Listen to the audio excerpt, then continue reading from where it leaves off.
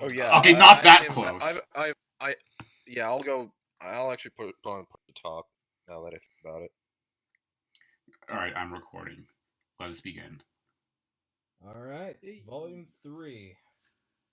It sucks. It's a train wreck. Wait, no, I was kidding. Volume 3 is actually good. Well, first half is just okay. The second half is good. Yeah, the first half is It's a mixed bag. a little bit weaker compared to the second. Yeah. It's weird because it's all over the place. Because it goes from being, oh god, what is this? Why is this animated? Why are they focusing on the faces? It's not necessary to. Oh yeah, the first battle. To be fair, and this is common knowledge, this is where Monty died, so he didn't have a lot. Like, he wasn't. Obviously, the animation is going to drop when your best animator dies, and like there were scrims like make sure everything was correct. This is a transitional period, if I'm yes. Well, yeah, it is a transitional period because it was the last time Monty worked on something. Yeah. All right, aside from that, I guess we should start at the beginning. They keep retconning things. In the beginning, Jerry Jones decided, hey, let's combine the Rooster Teeth. But yeah, for retcons, like this is the first volume where Grimm actually disappear when they die. Yeah, and before when they did evaporate out of thin air. Yeah, they used to have I think it was even in volume 1 and 2, or was that the World of Remnant thingy, where they had basically their stuffed heads.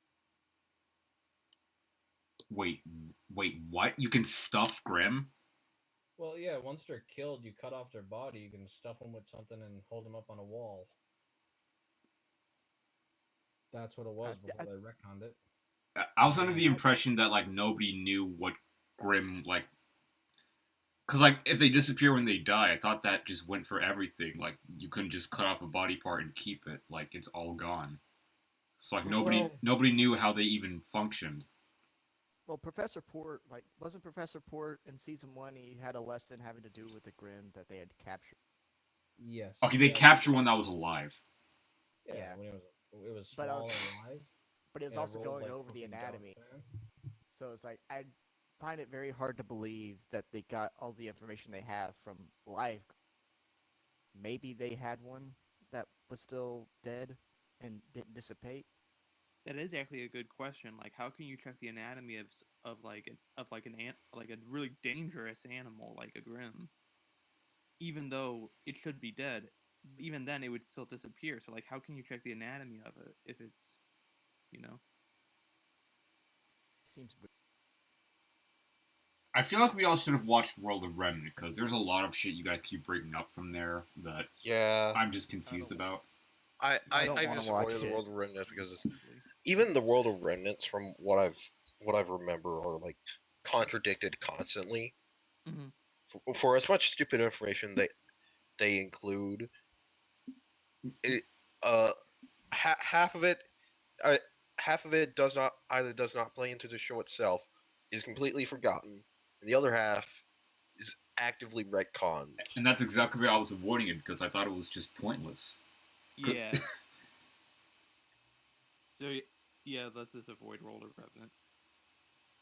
Well, I think some of us should still watch it just to, like, see how much they still retcon themselves.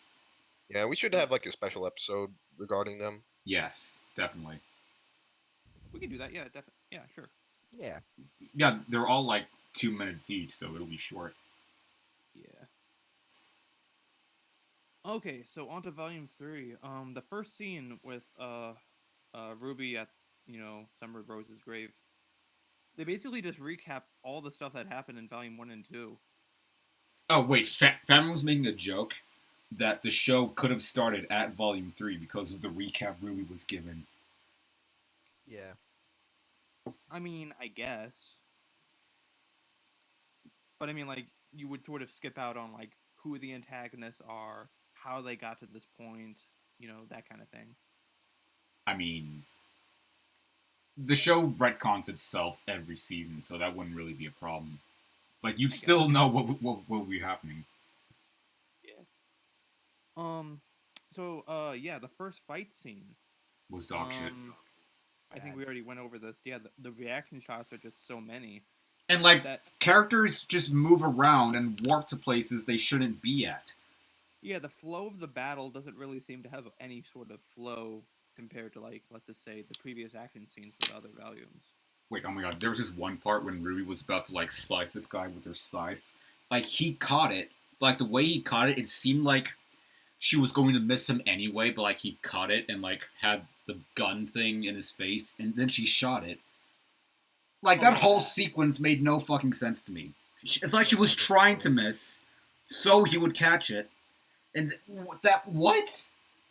Yeah, I didn't get that. Yeah, that was weird. As for the fight itself, I mean, it's probably one of the worst ones in the series, in my opinion. Volume 5, but okay. No, I mean, Volume 5, Volume 5 is its own tier of bad. But I mean, Oh, you said one of the worst, sorry. Specifically, yeah, this is one of the worst fights in Volume 3. In Volume 3, okay. The CGI is really bad. You can tell they just screwed up the animation. Oh shit, Scott is just offline. Where'd he go? I know. Alright, well, so at the very start of the volume, Ruby's at her mom's grave talking about what happened, right? Yeah. She says that I miss you. But it's never stated how old RWBY was when Summer died. In Yang's flashback, she was a toddler looking for Raven. It's implied that Summer was already dead by then. Yeah. If RWBY was that young... Okay, so she was a toddler after Summer died. So if she was that young, how the fuck would she have any emotional attachment to her? It'd be one thing if she was just going to her grave to, respect her. But saying that you miss her... Or at least say that I wish I could have known you. Saying I miss you has a whole different meaning. It's fucking stupid. Yeah. It's really hard to get to remember memories of when you were really baby. Yeah, it's like saying I miss my grandfather who died before I was born. How the fuck does that make any sense? How do you miss? You never saw to begin with. Well, you never saw it and had the capacity to remember. Yeah, your brain wasn't developed enough. What I also found weird, also in this the beginning sequence of the volume, is also Tai Yang's model. When they shift over to him, is just so strange. I mean, in the Blu-ray version they fixed it, but in the original YouTube, it was just a 2D cutout. Yeah. Oh, wow. It looks super weird. In the compilations, they did use the improved version, from what I saw. Or the completes, not the compilations. Yeah. I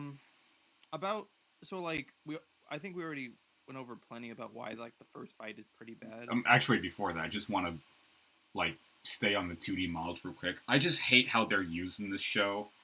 What are they supposed to? I get that you want to be different and shit, but or aesthetic or whatever, but it just looks awful. It looks out of place and stupid. When Weiss is leading with her dad is 2D. It's just his eyes are blinking. A 3D model and a 2D model in the same shot just fundamentally doesn't fucking work unless it's the 3D is background animation like how Ufotable does it, and the 2D are the characters. The power went on, and they didn't warn us about that. Oh, that's unfortunate. That sucks. Yeah, so what did I miss? What's your opinion on RWBY using 2D animations or models in their show? I have to say, it's weird, and I hope I'm not scratching out because I'm using something else. I'd say it's weird. Definitely. Yeah. It just doesn't fit right with Maya, I think. Or at least whoever drew the 2D images didn't appropriate it correctly. It just feels wrong. Exactly. Yeah, to look at it. Blend in well, essentially. It clashes too hard against one another. That reminds me of Legend of Korra Book 2. They actually have, in the Renegings episode, they have the Chinese brush style art, that looks really good. But then you have the characters, and they look just like they did in Korra's era. They're out of That's one of place. the things the art pointed out. Yeah, they look really out of place. Oh, wait, see, in Demon Slayer, he's gone again. What oh the my fuck? goodness. Okay. Oh my god. It's like Demon Slayer uses like the Chinese drawing shit well, because like everything else is 2D. Well, the characters are 2D, but like the attacks are in that Chinese style. It's like it's an aesthetic choice and it works. In RWBY or in Korra, it just doesn't. Yeah. I think like the most like worst, like the most like terrible looking animation that tried to do that with like the 2D and the 3D was Berserk 2016. I don't know if you guys saw that atrocity. I've seen clips of it. It is horrible. That's objectively shit. That's not even an argument. Yeah. Yeah. Definitely. It's a nasty piece of work that if you were to try to compare it to anything else, you'll either find some of the most gloriously so bad it's good to extreme absurdities. Mm-hmm.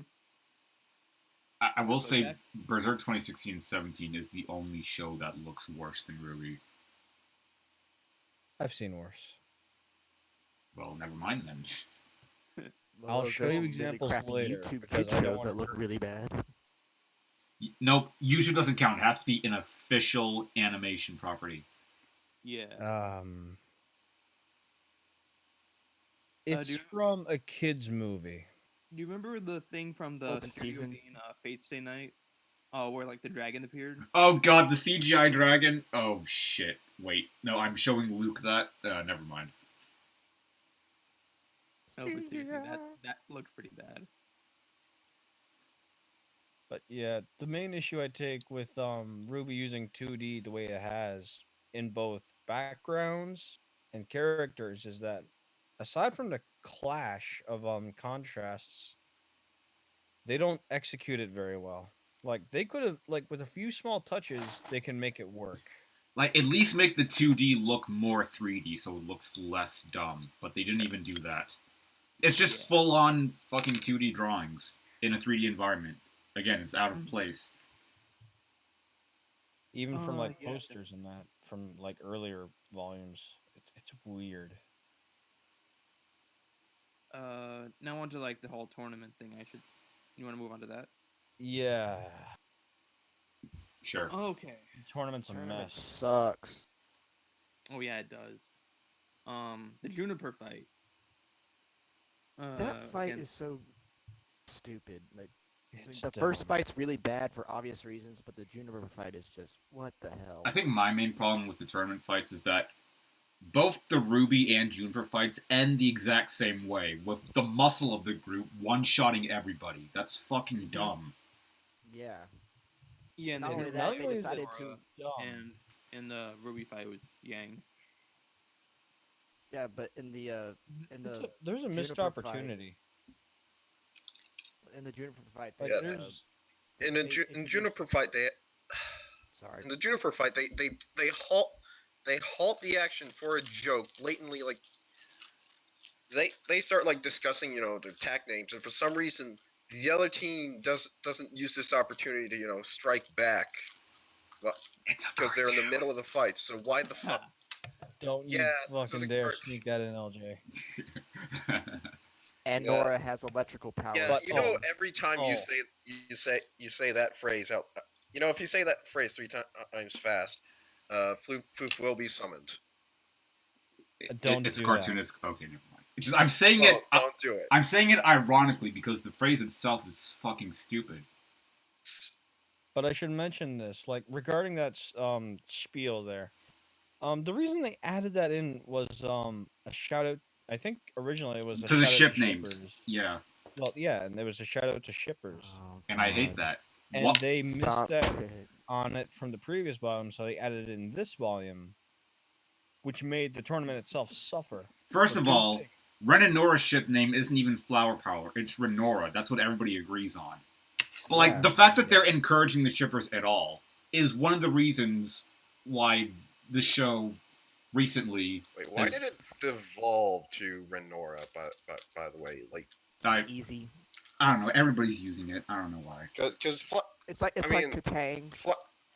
Like flower power is like the objectively like more creative one of the two, and that's like the one thing about this show that has any form of quality. It's the fucking ship names. I mean, if you've ever been any anime fan, or just any fandom in general, like they always mix the two characters' names.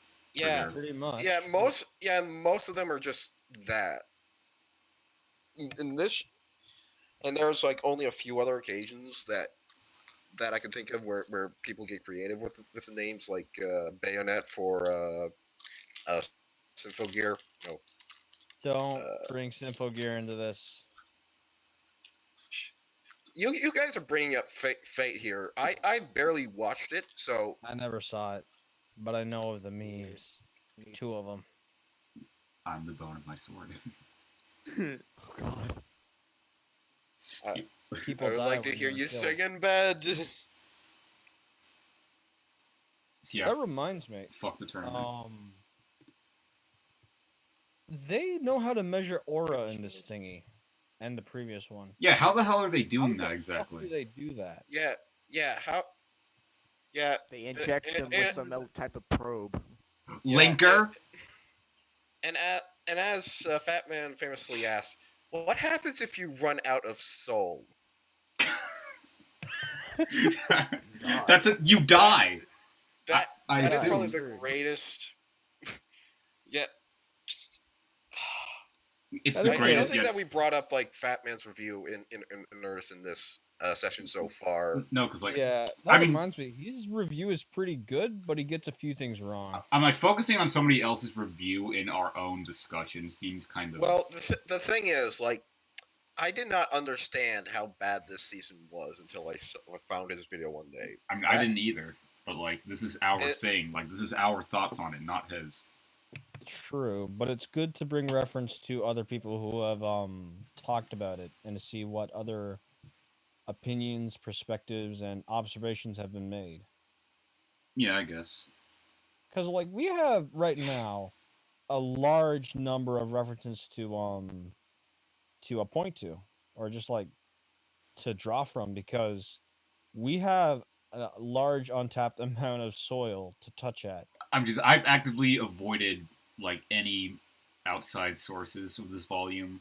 Not outside sources, just outside opinions of this volume, just so I can have my own and not have it be altered. Oh yeah, that's been me ever since I saw Volume 3. I never watched any review on it at all. Yeah, but like until I watched Fat Man's Volume 3 review like while Volume 5 was airing, and like that just brought a whole new perspective to the entire show for me. But like that was years ago, so I had the chance to like step away from that and focus on this. Yeah. Oh yeah, for sure. And watching it again recently, it still stands for the most part. Yeah, it does. Yeah, definitely. The whole Winter's appearance. What was I gonna say? What do you guys think of that? Mediocre until Crow shows up. Oh yeah. I feel like she was just sort of being a dick just to be a dick. She was pretty much Weiss. Weiss, but older. And and bustier. Weiss but Miller. Yeah. Weiss and legal. I mean, Weiss is legal in Japan. We're not in Japan. We're digital people. Okay, but Japan is Japan, and they don't give a shit. Hentai is hentai, but fictitious characters and fictitious settings. In fact, we don't even have an age of consent in that stupid show. We don't know. Okay, do we need one? That's a moot point. We don't normally need that. Like we don't. Yeah, any laws. Yeah, when they bring up age of consent in their own show, it's usually for very iffy reasons. Yeah. Oh yeah. Okay, like teenagers fuck all the time, so even if there was an age of consent, that's not going to stop them. Oh yeah, no, that's a given. But if they're the same age, there isn't. Just like back to the Romeo and Juliet law back in one of those Transformers films where they have the guy just like go on about how it's totally legal for him to fuck this guy's 17-year-old daughter. Oh god, was that Transformers 4 you said?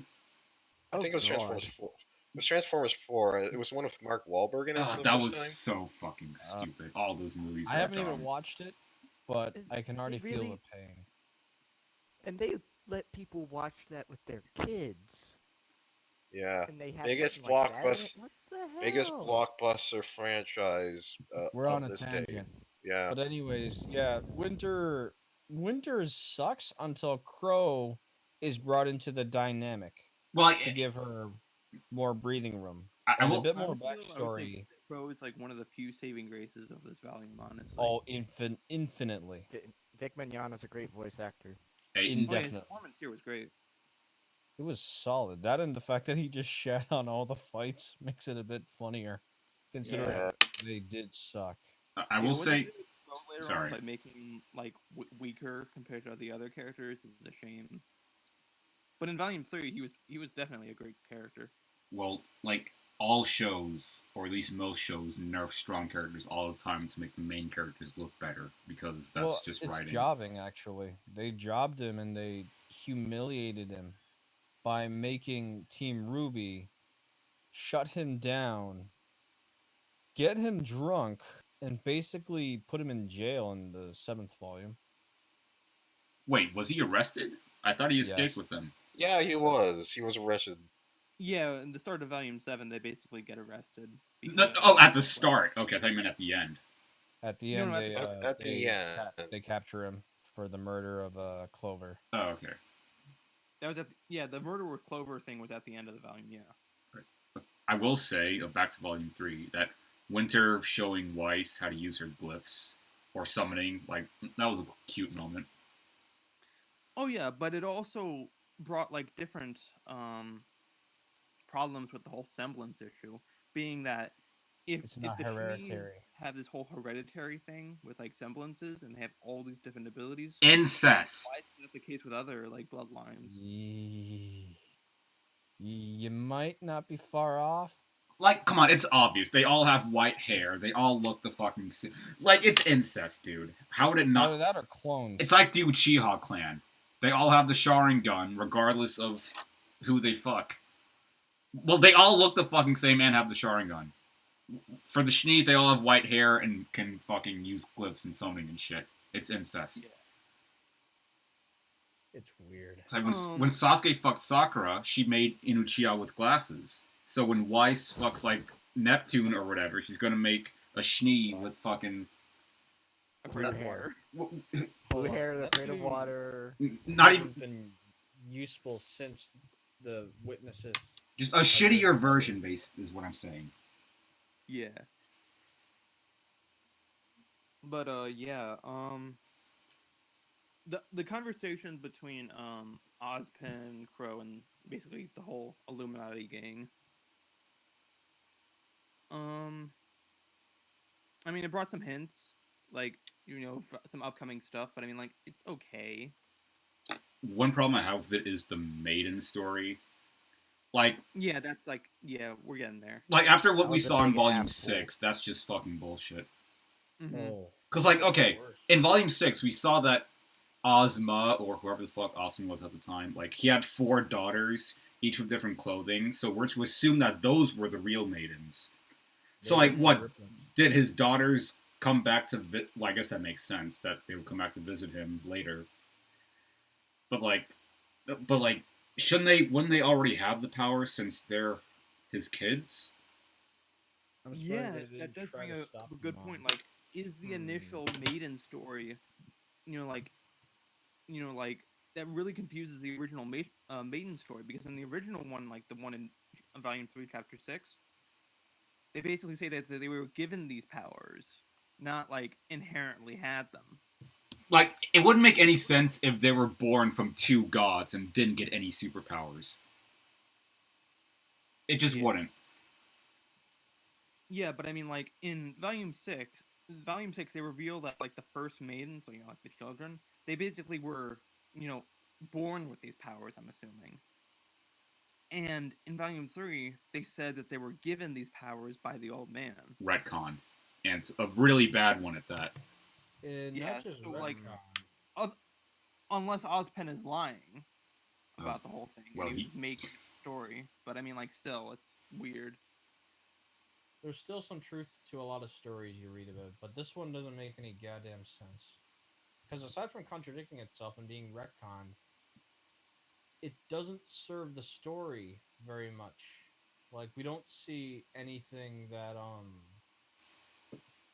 like, nothing's really interconnected. It's just like, oh, they have what is it about the maidens that make them so special?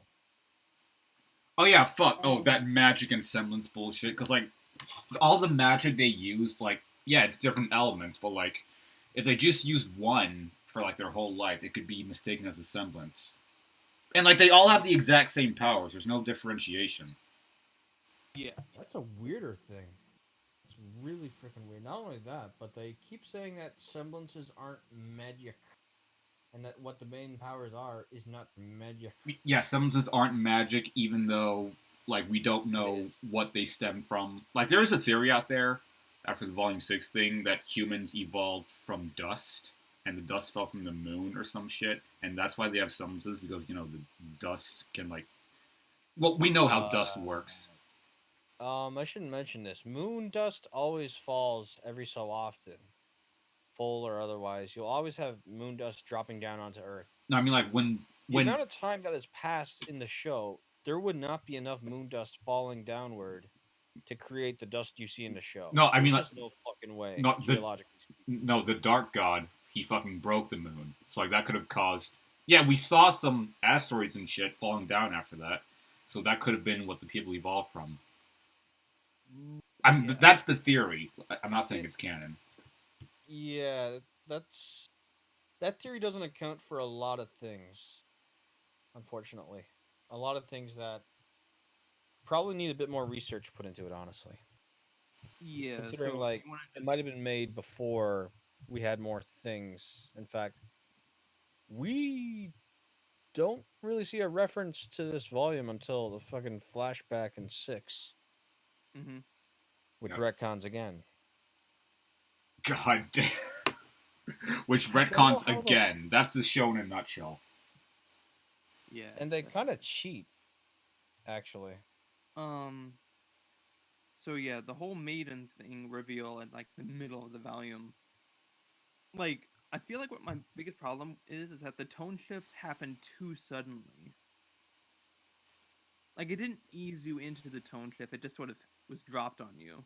I think that was like part of the point, because like it began like in Yang versus Mercury when like Yang fucking kicked Mercury's leg. And like that's what jump started. It was supposed to be a sudden thing, like holy shit, what just happened? And like so that was the point. The whole Cinder flashback thing. I don't like it. Didn't need it. Oh wait, I wrote this shit down. Oh, I've been waiting for this. Go ahead. Go for it. Hold on. Fire away, LJ. You and your big cannon. Okay, this is the only time she explains why the fuck she's doing what she does. She says, I want to be strong. I want to be feared. I want to be powerful. That's literally it. She doesn't explain why. Motivation. Yes. How shallow. She just says what she wants, not why she wants it. Fuck you. Well, she comes from Mistral, doesn't she? I don't know. I think unless she comes from like a demon family that like only cares for power, or is like the Cthulhu hate spawn of something. I don't know. I don't know, man. You know, she's an uncompelling villain because she doesn't do things. You know, it's easy to criticize without giving a solution. I have a solution. Like, since Cinder is the antagonist to RWBY, like, just make her, like, I don't know, just have her, like, have a similar childhood to RWBY, like, everything was happy-go-lucky, but then, like, something happened that just fucked up. Some form of backstory. Yeah. Like, we're 7 volumes into RWBY, and we don't know that much about Cinder. Like, RWBY should... All we know is that she reigns from Mistral. Or at least, like, unless she lied. In my opinion... she's stupid enough to dox herself. IMO. Cinder should, like, look at RWBY and, like, have a reminder of her younger self back when she was too ignorant. And she just wants to forget that. And, like, she hates RWBY for that. And she just wants to suck all the happiness away. Actually, I think... Interesting. This is funny, LJ. What? Torchic was actually a reflection of RWBY in a way, because just like the dark, cruel reality compared to RWBY's naivete, innocent self beliefs. Well, he's dead and forgotten, so it doesn't matter anymore. Oh yeah, no, of course he dies this volume, which is actually poetic. But the thing that could have been interesting about Cinder is that she could have been very much similar to RWBY in that she was built, she was raised with the idea of getting this power, building up the idea that she will one day be given such an insane gift. You mean and yet, sort of when the time she gets it, she doesn't know what to do with it. Raised to be this way, kind of thing. What? I mean, you're basically saying, do you think that maybe Cinder's the way she is could be explained through oh, she was taken in by Salem and raised this way, kind of thing? So, not raised by this way. I'd say she had parents, but after a Grimm attack, Salem took them in. That can work, I guess. It's not the best backstory, but it could work. I'll take that over quite literally anything at this point. This volume is because it's just grasping at straws as to why. Mm-hmm. And it's too much of a spoiler question to ever get a stupid answer. Yeah. It's weird about that bug thingy. Yeah. Oh yeah, the bug thingy. Yeah, that was weird. Does make sense. Yeah. All of the Grimm at this point have been based off of mammals. This is the only instance we've ever seen a fucking insect. Well, she clearly got that from Salem. So yeah, but that also brings up another question, because they also say in the series that basically Grimm don't possess aura. So I mean, how does that glove thing even work? Oh, well, Salem can shit out any kind of Grimm. That's my theory. She doesn't shit them out. She pisses them out. It's all liquid. I mean, liquid comes out of your ass too under the right circumstances. Yeah. That's not a liquid, LJ. That's melted excrement. I don't want to explain that to you. You know, I'm eating right now. I regret bringing this up. Okay, look. Yeah, that's how about I say something real quick? Go for it. If the Grimm can't actually suck your aura, or whatever. I'm sorry. Sora. Kingdom Hearts. Suck your Sora. Then how the hell can they detect if people are even in distress? Because so far away. It's a cartoon. No. Don't you dare summon Floof. That's 2. If he comes in here, I'm gonna leave. No, that's 3, LJ. You said it twice, and then you said it the third I have time. said it the second time. It doesn't count. Don't matter. He's already in the corner somewhere. If he actually just jumped in the chat. If he hacks this shit, I swear. What if Mercury is Floof? Oh my god. Yeah, no. I think what I also found really weird, also about the maiden fight, against Amber, I believe her name was. Yes. I think it was also stated later on that she was not a good maiden, that she was super weak compared to the rest. That's why they were able to beat her. But I think that was a weird excuse, honestly. Mercury that's an ass pull. Mercury and Emerald can dodge lightning. I don't think it was that she was too weak. Oh yeah, that's right. The fucking segment in Fat Man's review, he showed the segment that the fact that they jumped lightning makes it out so that they are moving at such a speed where they are basically dodging something at what was it, 0.0000015 of a second. See, at that point, the cartoon excuse is complete fucking bullshit. That makes no sense no matter how you look at it. I mean, if they saw it coming and they jumped and it struck the ground, maybe, but the way you know how fast lightning is? Lightning competes with light. Exactly. Fucking dodge a flashlight. So Mercury and Emerald should never get hit in the show, but they do. So fuck you. That means every character is as fast, if not faster, than light. But here's the other thing, though, LJ. What the hell? judging by that one little video segment, Mercury shouldn't feel any fucking pain from Yang. Well, he was faking. That was the whole point. Yeah, like he never showed anyone he had actual robot legs. Yeah, that was the act. But then again, how can you make your leg look broken like that, and without some really slick editing? Well, no, like she actually. Oh wait, Emerald, Emerald did that thing with her mind. Yang actually broke his metal leg because we see him fixing it later. Yeah. So that was the plan. Wait, but I thought Yang just like punched him. She didn't actually punch him in the leg. I thought that the leg thing was Emerald fucking with everybody. No, the actual footage that we see, Yang actually punched him in the leg. Well, like she walks up to him and punches him instead of him charging her and her punching him. And then Emerald edits the video file somehow, some way, broadcast-wise, and makes the stupid bullshittiest thing I've ever seen. And that shouldn't work. I mean, Emerald's power needs to be more clear, honestly, because like what we see versus what the characters are seeing, like it's not. I don't like the insane number of witnesses. Yeah.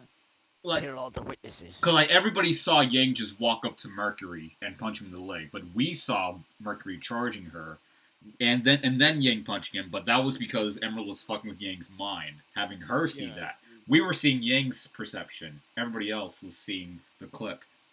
Yeah. Well, I have a way to actually make that seem better, to where everybody thinks that it's kind of weird that happened. Is Emerald kind of fucks up a little bit, and people do actually see Mercury charge, but it's conflicting perspectives. No one has a clear answer. Some people think that Yang deliberately broke his leg, and then other people saw that she didn't. He charged at her. Wait, no, but like that would mean that she would have to mess with the minds of everybody in the audience. And she said that just fucking with two people gives her a headache. So like all those people. What? Here's a better idea. Because of what happens on the field when everyone sees it, they punish Yang for that. But then once they play back the footage, they're like, oh shit, this is a bit off. I guess we missaw things, and so they let her out from house arrest. But the news of this pisses off the people in the stadium who saw her do this and still believe what they saw. Or you can just have it simply put out that Mercury provoked Yang without anyone else noticing, causing the thing to happen. Or just use CGI. They're already using CGI. No, like in-universe, use CGI to fuck with the footage. No, not with the footage. With the idea that it was unprovoked from Yang. So that it was a mind game on Yang's end to attack Mercury, when in reality the footage shows that Yang out of nowhere just fucking beat Mercury, but from what we see from Emerald's illusion, he did provoke her. Unless that's what was supposed to fucking happen in the show, but clearly they didn't convey that very well. Just fucking overhaul Emerald's whole power to make it less confusing, please. Oh, I think Houston is like his mic is effed up. I think it did. Oh, he can't hear anything. Oh shit. Okay. Disconnect and join back in, probably. Well, he can't hear you say that. Just type it in the chat. Yeah. I'll type it. Cool. Okay, so beat you to it. The next we're on episode 8, I believe, at this point. This is basically like the aftermath scene of the whole Yang incident. What do you think of the whole Blake not trusting Yang kind of thing? Okay, that was the first Yang and Blake interaction this whole volume. Yeah. That's true. Like, if you want to push... Okay, oh my god. This is why I hate the Bumblebee bullshit. Because, like, if there's... if they don't talk to each other for that fucking long, how the fuck? And then like, literally the next interaction they have is Yang losing her arm and Blake getting stabbed. Actually, oh man, we're at the best part. For RWBY and then Blake, and goes after Blake instead of RWBY. Well, whatever. Like the point still stands. There's not enough interaction there to fucking. Oh my! Are we on Bumblebee now? I guess we are. Yeah. There's not enough. Actually, we're discussing a specific scene in which there's not enough interaction to warrant a relationship like that. There never has been. Never has and there never will. This is why I fucking hate. Why do people? I think it's because of the cosplayers and just the shipping fandom in general that influenced this. They have no brains. I'm sorry, but they just don't. They don't read fucking. They're too horny. Yes. It's more than just horny, though. It's that they're desperately projecting their emotions into these characters. And that's what fucking ruins stories. Yes. Because, like, the writers gave into those shitty projections and ruined the fucking story more than they could have if they were just writing it themselves. Yeah, they did what Kurosami did in droves. Because, like, on its own merits, there's no fucking build-up. All those interactions that people claim to be subtle instead of just vague as shit. Like, there's not enough there to work with. To warrant more of a friendship. Stuff is infactual or misinterpreted. And like after Volume 3, the next time they meet up is in Volume 5, at the end of Volume 5, no less. And then all throughout Volume 6, Volume 6 is where the actual build-up fucking starts. It doesn't go anywhere, but it starts. And then just jumps right to the conclusion of them holding hands and killing Adam with the power of gay. Then Volume 7, they're like it's implied they're a couple, like they blush at each other and shit, but they don't kiss or hug or say I love you. Why don't they say I love you? Just show some gay signs that you're gay. Like what the fuck? You look like just shitty. But didn't Blake love Sun though? Yeah, she did. Like they like each other so much. I'm sorry, I'm ranting, but like she has more of a connection to Sun than with Yang, as we see all throughout Volume 4, all throughout his introduction, all throughout just introduction, Volume 2, Volume 3, and Volume 4. There's a whole bunch of shit there. Yeah, you know what? Wasn't in Volume 5? Isn't she? Blake doesn't work it out with Yang. She has the backup boyfriend of Sun. A backup boyfriend who's more compatible with her. Wouldn't that make him a cuck, though? Who cares? It makes more fucking sense than Yang and Blake. I don't hate the relationship because it's gay. I hate it because it makes no fucking sense and has no build-up, no fucking payoff. I mean, it has a payoff, but no build-up to support it. To be fair, I also believe that, like, Yang and... Wait, no, what the fuck? Blake and Sun have more of a better chemistry. That's just me, though. If Yoshihiro Togashi wrote this shit, he would have Blake and Yang meet up and at episode 4, have them spend literally the entire show together, fucking, and then when the Chimera Ant arc drops, when Yang goes apeshit, Blake is there to calm her down, and then they kiss and live happily ever after. What's that reference to? Hunter x Hunter, I'm sorry. I never watched it, and I don't think I will. I heard good things about it, actually. It's very good. But build-up was the fucking key to this, and they didn't do that. And also, just say that I love you. Say that you're gay. Make everything clear. Like, don't... I'm sorry, this is going on for way too long. Yeah. They keep hiding stuff in their work closet, and they don't bring it back until they feel like they're ready to do it. Which is what happened to a lot of things in the show, where they couldn't fit it in at that point, but they would rather fit it in later when they have more production money, which was siphoned. By Greyhaddock. Somebody else take the floor. I'm tired of talking. Yeah. Okay, so Bumblebee. I guess what we could move on to is the whole Pura situation with the whole all maiden thing. It's a nice payoff. Her death is actually a nice payoff. Her death's the good, like done. Her death's like the biggest good part of this season. Yeah. Yeah, it was being built up about her. Her death. By the way, Scott, can you move forward a bit? You're sort of quiet. Me or someone else? You. Oh, I'm sorry. My mic was away from my face. So they kind of built up Pura's death in a lot of ways. Aside from just her name, um, Yeah, Achilles heel, up, and she gets shot in the heel. Yeah. well, more than just the heel in that, but more so they were building up her death from various moments, and she ultimately retconned too with a single sentence. Oh my god, I can't believe she retconned an entire season. You know, oh yeah, murderers. Oh, that was fucking. Yeah. That was, I can't feel believe like a single phrase killed an entire volume of information. Like at the time, I assumed they meant the White Fang because that's kind of what they were doing. But if not, then like, what the fuck? Yeah. And they keep referencing Penny's things death. that never happened. Penny's supposed death, I should say. Yeah. And RWBY was crying. She knew she was a robot. Does she not know how robots work? She does. Yeah, you can just repair them. Yeah. Unless the processor for her was like literally in her chest, which is stupid. But it wasn't, as fine. we see in Volume 7. It was in her head. It was in Volume 7, the head. Like, I hated Penny's death from the very fucking moment I saw it. Even when I was a fan of the show.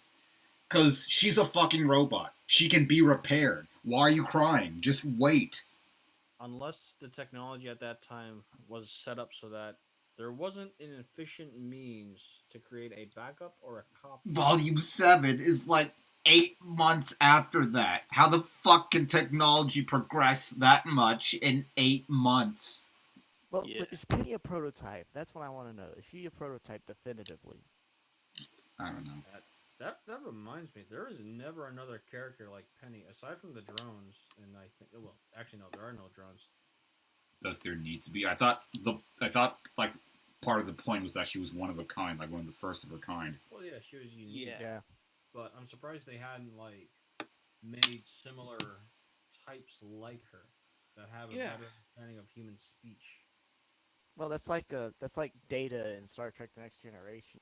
He's like the first successful one of his kind, and then he has an evil version of that, and then there's one that actually malfunctioned and got destroyed. Yeah.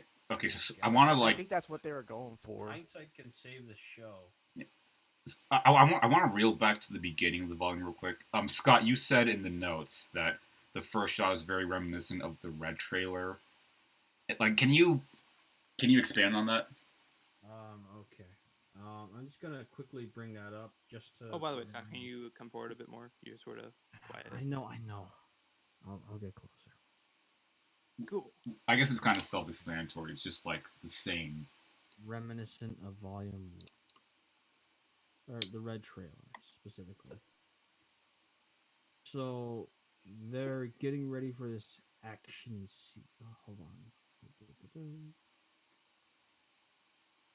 1, 3.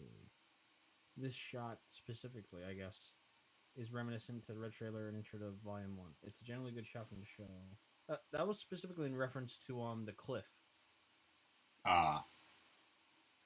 Wait, why the fuck? Okay, wait. Okay, so we don't know if there's a body to bury Summer. Like, if there is, then putting her on a cliff is kind of dumb. Yeah. That thing's getting eroded in like 40 years. Honestly, putting anything on a cliff, just in general, is dumb. Putting houses on cliffs, putting storage facilities on cliffs. There is some historical credit to that, but I think it's just a memorial, LJ. There isn't an actual dead body there. So, I mean, like, no body, no death then. Pretty much. Wait, so you mean Summer's been missing this whole time? Oh, Summer's been missing this whole fucking time. They're gonna find her, and she's gonna be the big thing, this big prophecy and all that type of shit. What if Neo? She's gonna die again. Bro, if fucking Jello Apocalypse was right and Neo is RWBY's mom, I'm going to kill myself. Blow it. I'll get the LJ. shotgun. I'll get the shotgun. We'll do it together. It's not LJ. LJ, I completely forgot that I had Push to talk on. I just want to say, if that fucking happens, I don't know if I'm going to be laughing or crying or both. I'm going I'll to be angry. Like, how would you react to that? Neo being I Ruby's can't be mom. angry at this show anymore. Neo is shorter than everyone in the show. But here's the thing, LJ. What? If it happens, it'll be just hilariously awful if it happens. That memorial thingy is retconned, but her death is mentioned explicitly by Salem in Volume 7. Your mother said those words to me. So Summer had an interaction with Salem. Yeah. We know that for a fact.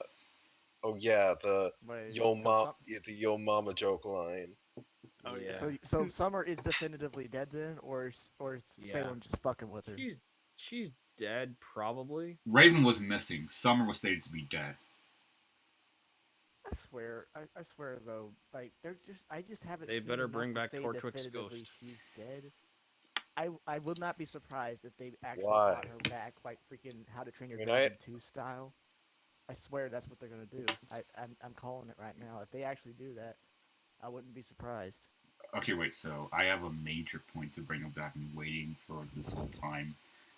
Has anybody else noticed how fucking overexposed this volume is? Why is everything so goddamn bright? Yeah, Ruby's pale ass skin bleeds through everything else, making her clothes just misinformation and shit. But what was that shot with John and Pyrrha in the first episode? Oh shit! Fight? Yeah, Jean looks like he was. The opacity is like horrible. I'll fucking send that in the chat again. Hold on, LJ. Yeah. Take a shot from the complete one, and then do another shot from the episode. Is there a difference? There might be.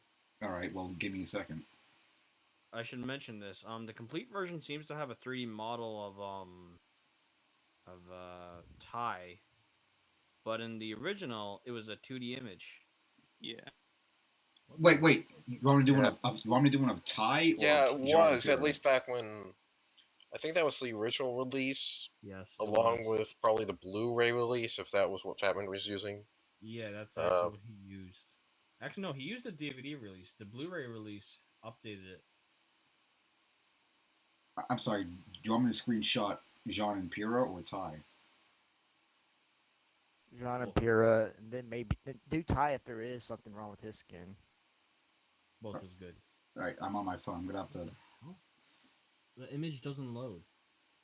Yeah, hold up. I'll just actually. Why are you using the snip tool? It's quick and easy. So if I use my laptop for this, then it's gonna fuck up the recording, and I can't have that. Okay, then you'll do it post recording then. Yeah. Yeah. Actually, no, I could probably grab them. Yeah, sure, grab them if you can. All right, so.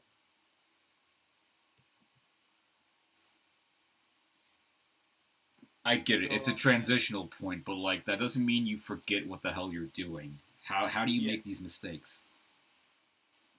So yeah, the Battle of Beacon just happens at the end of Volume 3, and stuff happens. Oh, right before that, Cinder calls fucking Ironwood's thing a colossal failure. Oh yeah. When it fucking wasn't. Yep. What? I don't get it either. Yeah, the biggest question mark of the entire volume. She doesn't even explain it either. She just says what it was, and people believe her. Yeah, I remember how they showed that awesome action sequence where we had all the characters come in to kill off how all those Coco came in and kicked one of those guys in the balls and then just shot down 5 Nevermores with a single burst of her minigun. Most of the characters in that fight were nerfed to all hell in the Battle of Beacon. And then fucking Velvet, Coco especially and specifically. Yes. Velvet gets her boost. Velvet's power is fucking stupid. It is. It's just copy paste. It's like Drake stealing lyrics from other rappers. She doesn't even have her own songs. All she does is copy shit. And they played it up to be. They fucking built it up since Volume 2, so there was hype around it. But then it was just that. How about I would expect a fucking nuke or some shit. Or like the Kamehameha, not the Sharingan. Or some sort of unique weapon, you know. No, even a unique weapon, unless it was like really flashy and shit, it wouldn't have paid off. Yeah. Yeah, so the whole Adam thing, what do you guys think they did to Adam? Alright, so this is where it's completely evident that he's an abusive, rapey, sociopath boyfriend. Yeah. Because I've heard people say that Monty also like wrote the whole Adam bit. What do you think of that? If he did, that's kind of fucked. He said, "All I want is you, Blake." But he also says that he wants to destroy everything she loves, and then proceeds to rip off Yang's arm. Yeah. Just because. I mean, I get that people like him are like inconsistent, but like. Oh God. What? What? What? What? What is it, man? Take a look at this. Okay, you haven't like you. Oh God, you sent one picture. You sent one picture. We don't see the rest. It's coming. It's coming. It's 1 megabyte in size. Look at this thing. Drum roll, please. All right, let's see. Oh shit! Oh my God! That is oh my God! That is a difference. Yo, that's a fucking difference. That is a stunning difference, isn't it? Oh, it looks like he's been burned. And that's at 720p, by the way. The one above it is in 1080. What the hell? How do you fuck up that bad? You work at Rooster Teeth. No, look at his shadow. Look at his shadow in the first one. The second one, I'm sorry. Look at his shadow. It looks so much worse in episode 1, round 1, than it does in the complete edition, which looks more fixed. He has shading in the second one, but RWBY doesn't, so it's inconsistent animation. What the fuck? Yeah. Or not animation, just fucking composite. I don't fucking know animation. Wait, hold on. Did Zwei shrink? Tai Yang at the end of volume 3. No, Zwei's the same size. Zwei's the same size. Wait, chest size or in general? No, in general. Zwei's the same size. No. Not only that, if you look closely, his clipping over the grass. In which one? Both. Is he? I don't see it. Look closely, and you'll see that is over layering the grass. Yeah, I do see it. Okay, kind of. I can also see like the color palette of the trees. The first one's brighter, and the lower one's a lot duller. Like looks a lot more white. Wait. So they changed Tai Yang, but they left Zwei the same. Pretty much. Basically, yeah. Why is everything so selective in this show? I don't understand. Because apparently animation's the hardest thing to work on, even though it's the thing where you have the most liberty to make things consistent. Look at One Punch Man Season 1 or anything made by Ufotable. You will be proven fucking wrong every time. I've seen Reboot have more consistency than this, and that was the first 3D animated show. Yes. I mean, and they didn't even have the budget that Rooster Teeth has currently. They were on a shoestring budget with what had become at that time rather expensive to make. Okay, we all know that the work conditions at Rooster Teeth are like complete dog shit, as according to that one guy's letter. It's absolute basement. Like, okay, I do know that like what comes to making animation good is time, budget, teamwork, and scheduling. Well, scheduling time, whatever. That's the same thing. And a lot of pizza. I'm surprised they never asked for more time to animate on stuff, or even just like time, money, and teamwork. That's what it takes. Well, yeah, just like having more time in general, and the ability to have a bit more flexibility in what they can work on. Because I think they've clearly stated throughout like the commentaries that they've done, they wanted to do stuff at certain points, but the scheduling didn't allow it. Yeah, because I do remember them saying something about that with CO and her character, how she was just randomly introduced. She was supposed to do something in the volume. Yes, along with Neptune's fear of water. Yeah. Which is pretty dumb, by the way. Why is he afraid of water? But here's my thing. What's there to be afraid of water? Why? Unless you're in the ocean or you're in a crocodile-infested river, you should not be afraid of water. Like, Neptune is the worst fucking character in the show, solely for that. If he fears water, how can he shower? He doesn't. Wait. He uses Axe body spray. No, he gets waterboarded. He gets waterboarded. That's how. Oh jeez. That's fucked, bro.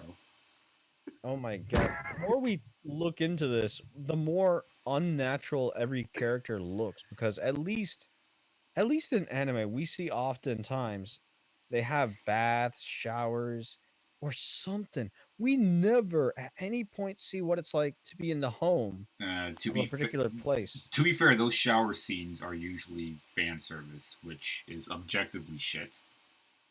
What about Soul Eater? But I like the kitty. I've not seen Soul Eater. Blair. I've not seen either of those. Blair is a cat girl that's leagues better than Blake.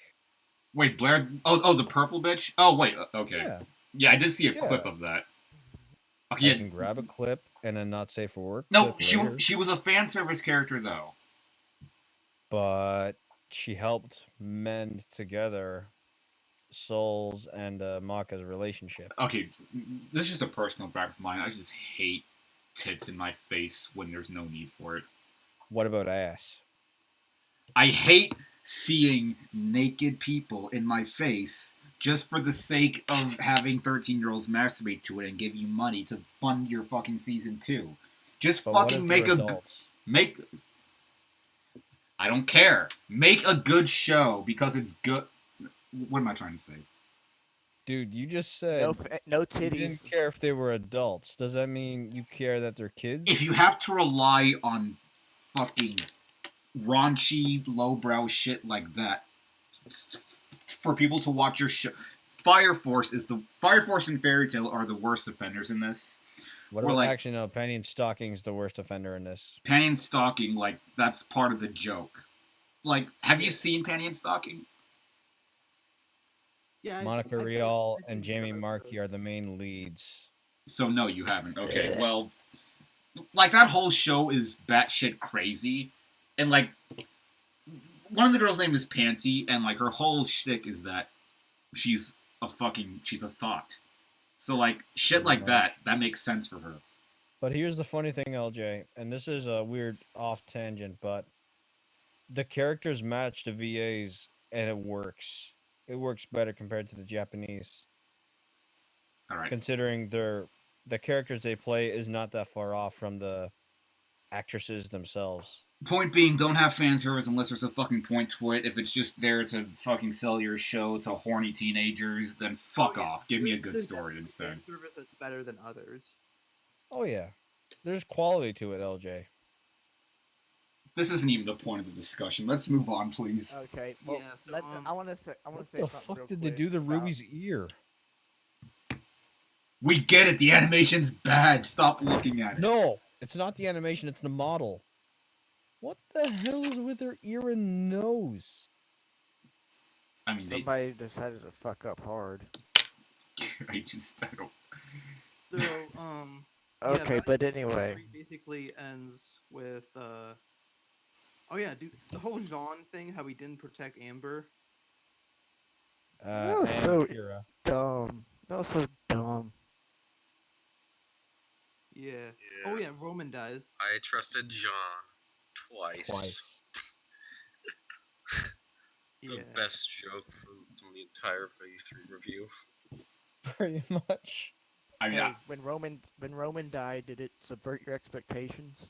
It did. It was more than that. It actually made sense thematically speaking. Yeah, I'd say it's like probably one of the best like handled deaths in the show. It's one of the few times that I kind of accept that character's dead because they went out in probably the best way they possibly could have. And it went out at the best time too, because after this, everything goes downhill and everyone is cheating retroactively. In fact, it's weird. People cheat retroactively both in the previous volume and volume 2, where somehow Torchwick manages to steal everything. And in the third volume here, somehow it was a colossal failure that the Grimm managed to kill a bunch of people. People we don't see, or an event that is never actually shown. Wait, I think you're misinterpreting Cinder's words. Like, she meant colossal failure as in Ironwood failed to protect everybody. But he did protect everyone, so Cinder's the one who's wrong. Yeah. It's a retcon. In reference to that or another event that was never shown. I hate retcons. All of them. Fuck you. Yeah. Retcons suck. Okay, wait. Yeah. I want to bring this up because I feel... Yeah, it's like the volume itself, it just sort of ends with, Oh, God. Oh, yeah, that. That's dumb. I mean, okay, listen. I'm not against LGBT shit. That's fine. But, like... No, I mean the rendering looks stupid. I mean, yeah, but, what? Like... What, you think I was against the idea of, like... Oh shit, I forgot about that. Hell no. They, like, say in, like, a RWBY, like, comic or manga that, like, Scarlet was gay or something? Yes. Oh, yeah, God. Yeah. Who's echoing? It's probably me. Okay, Oh, no. Okay, look, Who is it? My issue here is that it's the bare minimum of the so-called representation that people want from this show. Like, if Bumblebee doesn't fucking count. Characters first? Bumblebee can die. Fucking really, the best representation we got from the show for gay people is Jean's sister. And that's sort of it. Like, shit like this is That's just fucking stupid. Shit like this is fucking stupid. Because, like, You okay. know what's worse, LJ? What? By having a gay relationship look the most healthy compared to every straight relationship that so far has either gone down the gutter or just not worked out. What does that say about the show? That they want to manipulate statistics. Yes, exactly. Like, the bare minimum will get them all the profit because fuck you. Yeah, so statistics have shown 98% of the world are either in straight relationships or are mostly straight. And like, here's my problem with this. I don't think I explained it yet. Like, we never see Scarlet again, right? Like, he has gay fans. Like, that's something. Like, if you want to please the gay people, isn't that something you'd want to expand upon? Yes. That's my biggest issue with stuff like Bumblebee and Korosami. They don't do me. Yeah, just more. That's the whole thing. I want more. Give us more. Son. Give us more of this. Don't fucking have it in the background and pretend it doesn't fucking exist. Give us more. When they made that, it was far past the point where they were like, it doesn't matter anymore. Because Korosami already did whatever they wanted. I don't even know this character, by the way. Scarlet. He's the guy on Sun's team. Well, yeah, I know that much, but what I mean is, what the fuck is his character? What's his personality? He doesn't have one. Besides the fact that he's gay. That's part of the fucking problem. People's only character trait is that they're gay, and somehow people just fucking accept that because fuck you, I want to see myself in these characters that don't fucking exist. Because my life is so insignificant, and my parents hate me because I'm gay, and blah blah blah blah blah, fuck you. You just took that from that Batwoman episode, didn't you? I don't know. Batwoman episode 10. Batwoman episode 10. I have no idea. A character literally does. He doesn't know what you're referencing. I literally have no clue what you're talking about. Please tell me that clip. That was strictly from the heart. But if I was accidentally referencing something, then cool. It was on You were referencing it nearly point for point. Send me the clip. I genuinely don't know what I was referencing. It was strictly from the heart, I swear. Yeah. You may have to edit that in and then skip ahead. Yes. Yeah, let me find it. Just fucking... Yeah, that's the... I'm sorry. I don't want to... I'd hate to I get still into. can't believe the power went out and they didn't warn us. Hey, you're fine now, so it's good. Well, yeah, and the thing is, they're supposed to warn us about that, like a mandatory shut off. They're supposed to state it on the Facebook, but that didn't happen. It was just spontaneous, and it was gone for like 10 minutes.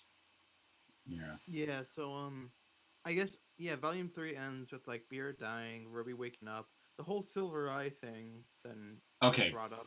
I asked this before. I just want to ask it again. Is it an ass pull? Absolutely. I think so. Why? I think it would count because technically speaking, it was. I'm assuming it was just like a random remark that Ozpin gave to her at the start of Volume 1. He found I it. always just assumed that, and it just. I found it. Thing. Okay, so it's like the wrong. It's yet another retcon that turned into this bullshit power. It's worse. It's worse because in Volume 2, Ruby states that she doesn't know why. Oh, wait, hold on. This is the very volume where Ruby states she doesn't know why Ozpin took her in. Oh my god, she literally does say that. Like, fucking, he showed you why in the first episode. You were beating up crooks with your big-ass scythe, and he was impressed by that. You have silver eyes, which is a unique trait that you can fight. Expounded upon. You can fight, and you have the Sharingan. Bitch, come to my school. I'll train you. Yeah, that's like a common. That's also a common trope they use in a lot of young adult stories like that. Yeah, because it's like you have a unique asset that will be very useful to our very ominous plan. Yeah, I'm so fucking sick of the main character being fucking special. And, like, I'm sick of both them being special and not being special. You know what's weird, LJ? What? Earlier, I was talking to, like, in the Ruby's Critics server, we were talking about Kung Fu Panda, and it made me realize the cast has no fucking character to them. Like, they're not interconnected. They're not well thought out. And sure, they have limited time, but holy shit. They are barren bones and flesh. They don't have anything going for them. They don't have a specific thing to work on. With Poe specifically, like throughout the 3 movies, the first one is body. Like Tai Lung is a reflection of his of like the power of the Dragon Warrior. And in 2, the mind with Shen specifically, and how he twisted his own fate by sealing it, forcing Poe to face his past, becoming way stronger in mind. And in the 3rd film with Kai, which not a lot of people liked, but he was a twisted version of Poe who was basically a balance of both, so to speak. I thought 3 was about spirit. Spirit. Yeah. Body, mind, and spirit. Like, that was the thematic they were going for. I don't see what fucking thematic Ruby's cast is going through. Like, Weiss is at first racist as all hell, and then they muted that part of her. Oh no. The guy talked about it in his Monty documentary. What, like, Monty wanted like the show to grow up with the viewer and have them. It was supposed to. I forgot exactly what he said. Like, I'll clip it in the discussion, but like he said something like people are going through hardships or something, and like, he wanted his characters to go through wanting something to help them cope. Yeah. Went through something similar of a life experience because Monty used real people, which may have been a mistake. I mean, it's only a mistake if you do it wrong, and Ruby is definitely doing it wrong, but partly because Monty isn't here to supervise. Yeah. Well, and then basically after the volume ends with the whole Salem reveal thing. More than just that, though. Like, Monty did not, like, set up a specific idea to go with. Like, something about, like, the characters themselves that are inherently interesting, or at least, like, some form of a challenge to them. We don't see any challenges to them. At most, we see Yang suddenly lose an arm, get sponsored by Ironwood, which she doesn't think Ironwood, by the way. She suddenly gets a sponsor. Because she's an asshole. Well, it's more than just she's an asshole. She loses her boobs, too. It's weird. Weiss steals them. I don't understand why they modeled them that way. Why did you nerf Yang like that? Why did you up... I don't even like Weiss that much. What the fuck? Don't you know it's because Miles Luna has a hate boner for people with cleavage? But he gave Weiss a cleavage. But here's the thing. But that's because Weiss was in a non-revealing way. Miles Luna made a silly comment on Twitter about Tifa being a prostitute. Which I made a video on. Herself basically looks the exact same as Tifa. Both characters had their boobs nerfed. Listen. Wait, okay, who designed Yang's Volume 1 to 3 shit? Monty or Miles? Monty. It wasn't Monty, no. It was actually one of Monty's friends who actually designed Yang. Ah. Okay, but like, did Miles ever say before that tweet, or just during volumes 1 to 3, that he disagreed with that design? No, I don't think. I was mostly joking. Like, I don't think he actually said that, but that could have been an No. Like, I was just making a joke. He said the joke was in poor Twitter. That was about it. Which I agree. In spite of the fact that a Japanese fan managed to find a whole bunch of shit on him. And feel free to cut this out, by the way. A Japanese fan of RWBY found a whole lot of incriminating shit about Miles Luna disrespecting the Japanese. Yeah, he hates Japan. Oh my god. His grandma's racist. Wait, then, can you send like a photo or link? Toward the racist stuff? Yeah. I can, I think. I think I posted it here a long time ago. I have it bookmarked on my Twitter. Hold on. One of the things I do know that he said was he was making jokes, like saying like talking as a racist Asian or something like that. He said that's racist, but it's fun. I was like, that's not bad, but when you're criticizing other people for being racist, doing something that's racist. Hypocrisy. Yeah, this really big hypocrite. Okay, I found it. Hold on. While you're doing that, I want to point out that they use some Happy Wheels effects. Like, they use some Happy Wheels sound effects in this show. My God. Happy Wheels? Are you kidding me? I'm for real. Okay, go to the Volume 1. Go to the Volume 3 complete. Go to 3520. Like, that's when Winter is fighting Crow. They legit use a Happy Wheels sound effect when Winter is impacting the fucking concrete or whatever. I'm not joking. Wow. So, that's insane. Oh my god. Oh, there's also something I noticed too. I was watching Red vs. Blue Season 3. They used the reloading effect from the shotgun in Half-Life 2 in the 3rd season. While Sarge is reloading a shotgun. Okay, wait. Are these effects in the public domain? Because if so, then that's fine. But if not, then what the fuck?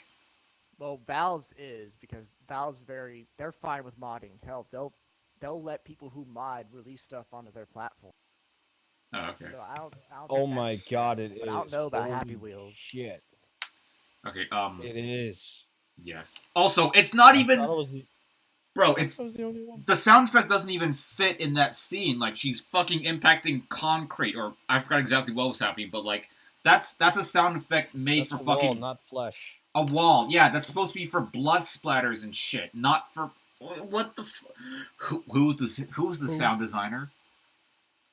So find out. I will fucking... When I edit this, I'm going to go into the credits, find the fucking sound designer. Here's his name right here.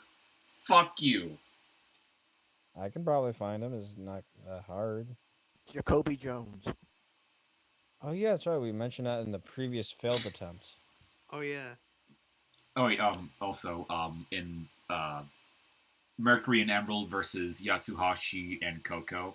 Fucking, I forgot, was it Emerald or Mercury? I don't know, one of them was like, he had both Coco and Yatsuhashi, like, in a hold or something. Yeah, and, like, he literally clips them through one another. Yeah. It's weird. It's funny. Fatman joked that only Velvet was allowed to do that, but Jesus Christ. Even in the complete version, they didn't fix it. Oh, am I the only one who hates Velvet's voice? It's like it wants to be supposed to be Australian. It wants to be British so bad, but it just can't be. Isn't she supposed to be Australian? Yeah. Does Australia exist in this show? Why does it exist in the show? Well, that's like saying how does America exist in Avatar: The Last Airbender? Because you have people talking an American accent. Fuck. I mean, but regardless, I like Velvet. I like her design. I don't mind her voice too much. But holy shit, is she? But she's been used for shit bait. She's been used a lot for shit bait. More than just ship bait. She hardly needs an impression. Wasted for a possible friend to Blake. She's the better version of Blake, but she barely does anything anyway. RWBY, the show full of missed opportunities. Here's the thing, though. Velvet's missed opportunity, aside from being just a regular rabbit, Wait, oh shit. They do nothing to use her to expand Faunus knowledge. Wait, so, like, if Velvet finds love, doesn't that mean she's gonna have, like, 60 kids? 20 kids? Oh, God. No, not likely. Okay. Oh, wait, didn't they make Coco gay? They did. She never said it in the show, so it doesn't count. Fuck you. It was in the books. Yeah. I don't. If you don't show or say that you're gay, then you're not gay. So fuck you. Fuck Blake. Fuck Yang. Alia counts. Thing, LJ. What? LJ, this is the weirdest thing, by the way. What? Throughout watching all of the, or at least like what I've seen in the show, they may say like flirty thingies, but I have never at any point felt any character in the show was gay. Wait, Alia? Jean's sister's wife? They didn't feel gay. I mean, Alia made it very fucking clear. She didn't actually say she was gay, but she made it very clear. No, LJ, I mean, it's like, through what I've seen, like, as far as, like, 1 through 3 goes, nobody felt gay. So they don't act homosexual, is what you're saying. Okay, well... I'm not saying they don't need to act gay, they just need to be gay. And what they were was not gay. It's only in the later volumes that became apparent. Give us more than vague dialogue. How is it that how does freaking never mind. That's something for the I know this next discussion. I know this might piss people off if they hear this, if they're a fan of Evangelion. How do you make Kaoru more developed as a gay character than anyone in RWBY? Who the hell? Kaoru's the most. Oh, Kaoru! No. I will always contend that Kaoru is the most underdeveloped plot device in history. Because he is introduced so suddenly and leaves so suddenly. That's my big problem with this character. So he was a one-night stand character then. Yeah, I hate those fucking tropes, because I've seen a couple of animes with those tropes, and I've never liked it. Voltron. I feel like did that in the original Voltron or the new Voltron? The new Voltron. Fuck the new Voltron. I know, right? Wait, the new one doesn't even have good waifus. It sucks. Okay, wait, so there's this one show on Netflix that does gay well. Castlevania Season 3. No. Kipo and the Age of Wonder Beasts. I can't talk. Like she has a crush on this one guy, right? And like they're on the Ferris wheel, they're talking. She confesses, and he's like, "No thanks, I'm gay." Like that's all you need to fucking do. Why is that so hard? And like bro, even in OKKO. With fucking Enid. When Enid, let me finish. In Enid and this red-haired bitch, they literally kiss in the show. And like another character, I forgot his name, he says, "I support it." Like, that's all you need to do. Fucking, just don't act like Korra and you're fine. Yeah, please don't have it at the end of the series, because like Adventure Time doesn't fucking count. That was at the end. Korosami doesn't fucking count. That was at the end. Bumblebee doesn't count. It's fucking retarded. I've explained why already. I don't like how people ship Princess Bubblegum and Marceline, because that, one, it did come out of nowhere, but two, Princess Bubblegum's a dick. Oh, actually, no, she's a dictator. See what you did there. But seriously, though, she's an asshole. I have a theory as to why they didn't do it. Why? during the time in which they uploaded, YouTube had a specific hidden shadowing technique that basically hid away anything that was gay, LGBTQ plus onward. They kept censoring stuff regarding that. So I'm guessing they didn't want to do that Really? sort of gay vibes thing, which allegedly shadowed videos from getting into the trending tab. That's. It doesn't make any fucking sense. No, Well, no. they have their I own know. website. That shouldn't be a problem. But they considered YouTube as well, considering that's where Monty came from. I hate everything. I hate So, everything. like I'm not really much of a fan of it nowadays, but I used to be a fan of Kingdom Hearts when I was younger. Dude, Sora and Riku have far more chemistry than Sora and Kairi. Well, so do Naruto and Sasuke compared to Naruto and Hinata or Sasuke and Sakura. Naruto kissed Sasuke first. Yes, he did. To be fair, though, I would say Riku is a better character than Sasuke. Fucking Indefinitely. Goku has more in common, or Goku has more chemistry with Vegeta than he does with Chi-Chi, for being honest. But the thing is, Chi-Chi tricked Goku into marriage, which he thought was a food. Well, yeah, Goku's fucking retarded. We all know that. But no.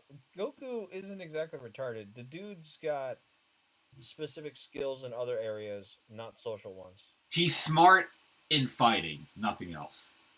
Actually, no, it's more than just fighting. He's smart in body, mind, and spirit. It's just that from like a social standpoint, he's basically. Oh yeah, no, he's socially inept. Yeah, he's not educated. So he's Caboose? No. Caboose has charm. But Caboose doesn't know anything. Granted, his mind got damaged by O'Malley, but he's retarded.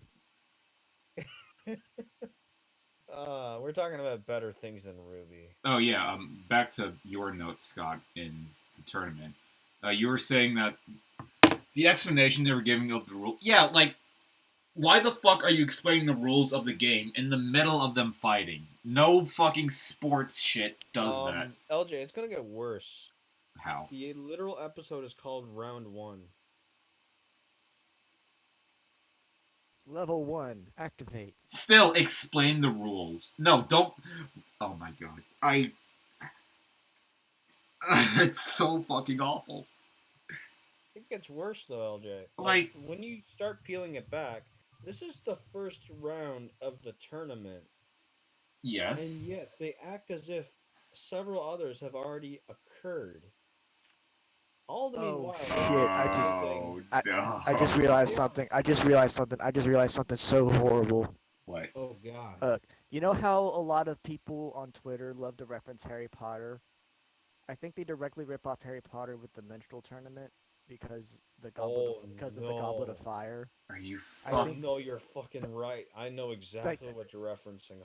And even in the Goblet of Fire, they let the whole tournament go through before they start doing shit. Like, that's when you strike. Okay. That is absolutely when you strike. It's at the end of the tournament. Because that's when they kills fucking Edward Cullen. I mean, Voldemort's returned. Harry Potter's kind of a moot point as of late because J.K. Rowling made everybody gay. So J.K. Rowling doesn't... She makes the ground gay. She made the ground gay. She made the sky. She ruined her own series. You, the reader, are gay. But just taking like what the books and the movies on their own. Like, I'm sick and tired of people referencing Harry Potter because they over-reference it. They use it too much. They'll say, "Oh, Donald Trump's worse than Voldemort." Everybody be Hermione and shit like that. But are you aware of Hagrid the Chair? Percy Jackson is way better, honestly. Percy Jackson's fucking amazing. Movies Not suck, the movies, but the books. The books are fucking great. Oh yeah, definitely. They do LGBT representation better than this shit. Wait, what? It's pretty easy. I gotta read. Nico's gay. I gotta read the books. Holy shit. Well, they don't show that. They don't show it in the Percy Jackson books, but they do in the sequel series, the Heroes of Olympus. Okay. Anyway, we're rolling on tangents for days, so the tangent it is insanely patronizing, that very first instance of the show.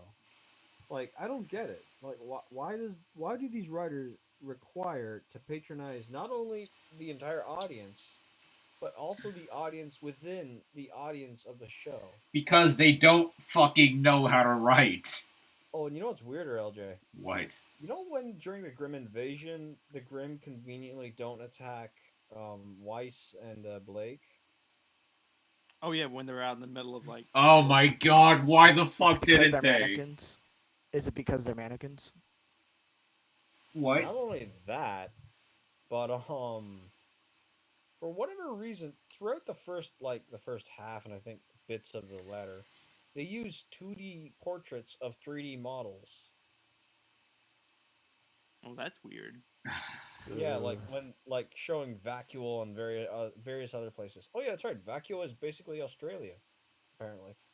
The land down yonder. Oh yeah, it's not exactly a shirt and tie kind of place, as some said. So yeah, how would you guys basically just like out of like a rating, like how would you rate Volume 3? Well, I didn't even rate this I'd shit. have to rate it. I'd have to rate it in halves. I wouldn't be able to rate it as a whole. Yeah, a solid 5 out of 10. Yeah, it's just like. And I mean that literally. The first half fucking sucks, but the second half is actually really good. Yeah. So yeah, half of it is bad, half it's decent. So it's the most mixed bag I've reviewed. It's on such a weird scale where I'm afraid to recommend this show. Yeah, I stopped recommending the show after Volume 5. It's not coming back. This is what I mean specifically, though.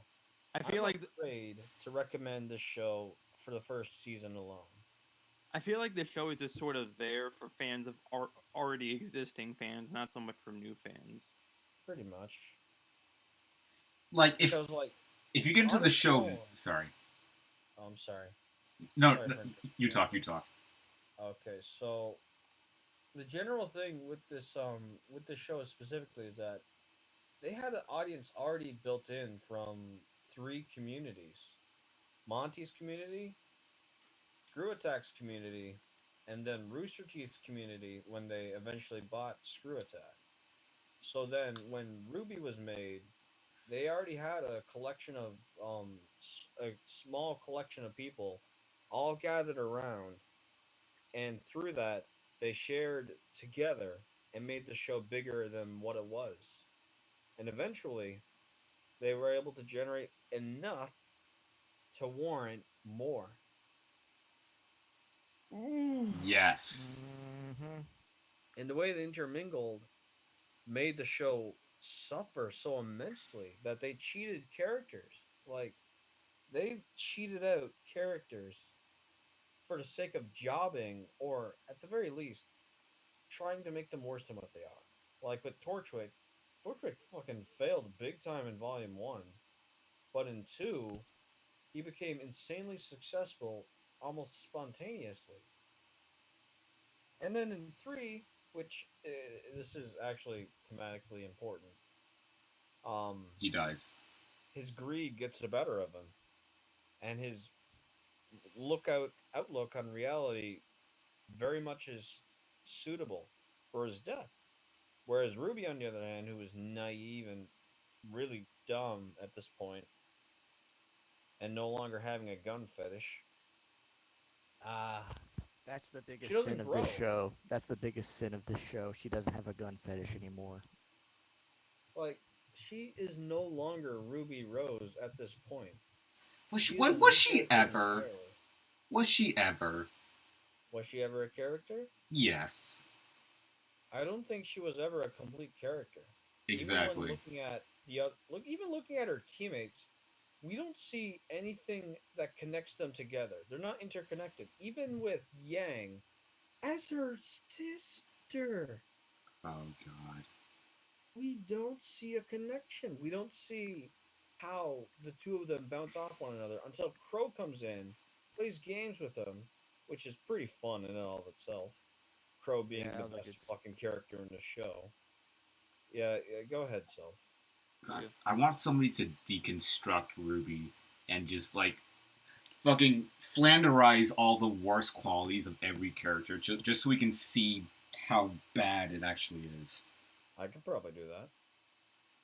Like, just write a fanfic or something. Okay, probably not that, but like I could probably construct an entire charter of where things start and where things go, with entire lines, just like this sort of timeline of events in which they do, and the fact that they aren't connected. Like they are never at any point on the same page about anything. Even when like we see teamwork, we never see anything like black and white, red and yellow, which is a cool combination of things. They don't just like miss out on things. They fail to establish connections between the characters. Yeah. It's insufferable. And I know we're nearing the end, but like I don't think we've talked much about what we liked about this volume. Crow. Oh yes, Crow. Definitely. There was one joke that I really liked. Fuck, where'd it go? Fuck. Hold on. Okay, yeah. So Penny says to RWBY when she's talking about CL, like she describes CL as being like Blake, but if Blake was ordered to spend time with RWBY, and then RWBY says, "Oh, so Weiss," and Penny says, "Precisely." Yeah, that's pretty funny. It's pretty funny. Yeah, and your mic is pretty funny for being that loud. Here's the weirder thing: CL doesn't even give them a minute. She gives them 45 seconds. You counted. No, Fat Man did. Oh. Also, fucking. I have a lot more shit to talk about. Like, I'll just fucking breeze through them. How can RWBY see Emerald from that far away? Not possible. Exactly. Why is Mercury there just after all that bullshit? Shouldn't he be hiding from everybody? He probably has to set something up. That's not established, so fuck you. Also, it's a nice little. I like that we see Penny's dad. I don't know if this is just in the complete or whatever, but like we see him as a 2D model watching her fight against Pyrrha. If that wasn't there, I would hate this dude so much more. Yeah. Fucking Crow opening his scythe and cutting that Grim in front of Ironwood. That's not how fucking scythes work. If you watch the clip, they don't work that way. If it was a war scythe, that would make more sense, but no. It's better a greatsword than a fucking scythe. Yeah. Jean was distracted and didn't stay on guard, which allowed Cinder to get the main powers. So he's basically Sakura at the end of Naruto. Actually, you argued with me that Jean was more useful than Sakura. Okay, yes, he is, but that one instance was the most Sakura thing he possibly could have done. But isn't Sakura better because she produced another Uchiha, which does with glasses? So fuck you, it doesn't count. You sure about that? With glasses. That's like a Demon Slayer with asthma. How is that a demon? What do you mean by with glasses? Is it because poor eyesight leads to a weaker Uchiha? If she already has poor eyesight, then when she unlocks the Mangekyo Sharingan, she'll be blinded fucking immediately.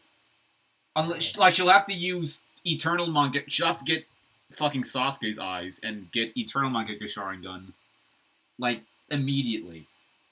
Which means Sasuke will have to die in favor of his daughter, which is fine, but, like, what the fuck? Reminds me. What? You know how RWBY blanked out at the end of the finale?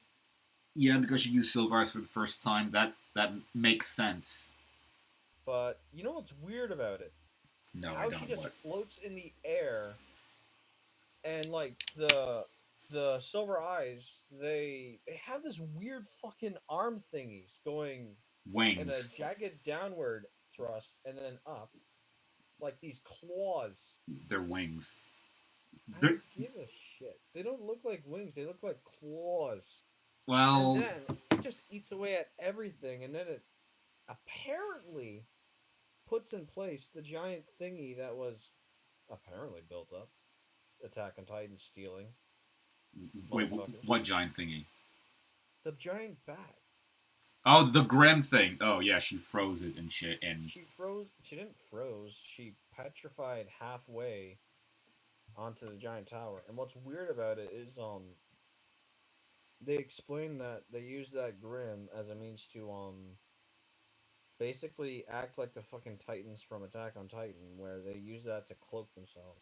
Hold on. Wait a minute. Hold on. So, okay, I can understand Cinder losing her arm because, you know, it kind of fused with that Grim thing. But why did she lose her eye from the Silver Eyed shit? She burned out her eye, which didn't make any sense. But Silver Eyes only works on Grim. Was the Grim connected to her eye? That makes no sense. Oh, God, you're sounding like a robot on my end. Yeah, sorry, I don't know how to fix that. But you should be fine in the recording. I have like 3 or 4 more things. Okay, why was Yang knocked out when she lost her arm? That makes no sense. Like, she'd go into shock, sure, but not, like, full unconscious. Unless she lost an arm because it's the same reason Yang lost an arm. In which case, there's a connection to make between the two. Wait, no, I said Yang, didn't I? I said Yang, didn't I? Well, whatever. Why did John break his phone? I know he was sad at that point, but like, oh, he's gone. And he's back. Okay.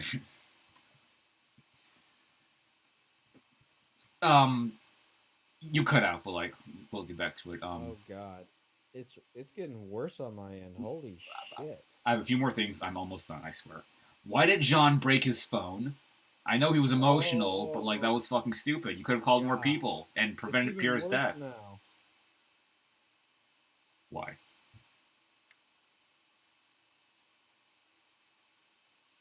Hello? I'm sorry, LJ. The internet is failing me. I'm gonna switch connections to see if that fixes it. Alright. What plan do RWBY have? Oh yeah, RWBY said she had a plan right before they were about to fight Grim and save Pierre, but she never said what the plan was and never showed exactly what it was. So, what the fuck? Also, it's weird. You keep skipping out in such a way it sounds like you're speaking a foreign language. I'll just type it in the chat. Okay. Am I coming in clear though? Yeah, you are. Okay. Okay, what plan did RWBY have? Yeah, like when her and Weiss were fighting the Grim right before she saved Pyrrha, or when she was about to. Like, she says she has a plan, and Weiss says you always do, but like nothing comes out of that. What the fuck? Yeah, there was never a plan, exactly. Right, the last thing, and this is the fucking, not the stupidest, but it's really fucking stupid. Salem was can you hear me? I'll just type it. Okay.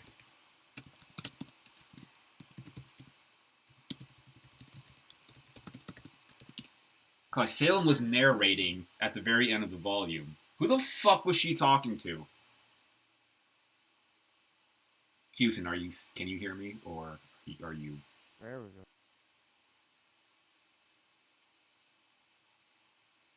Osmond / but why would you say that shit out loud? It makes no sense.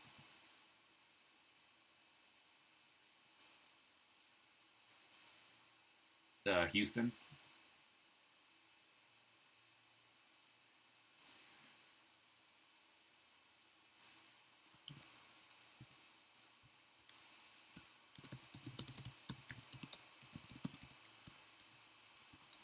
What the heck?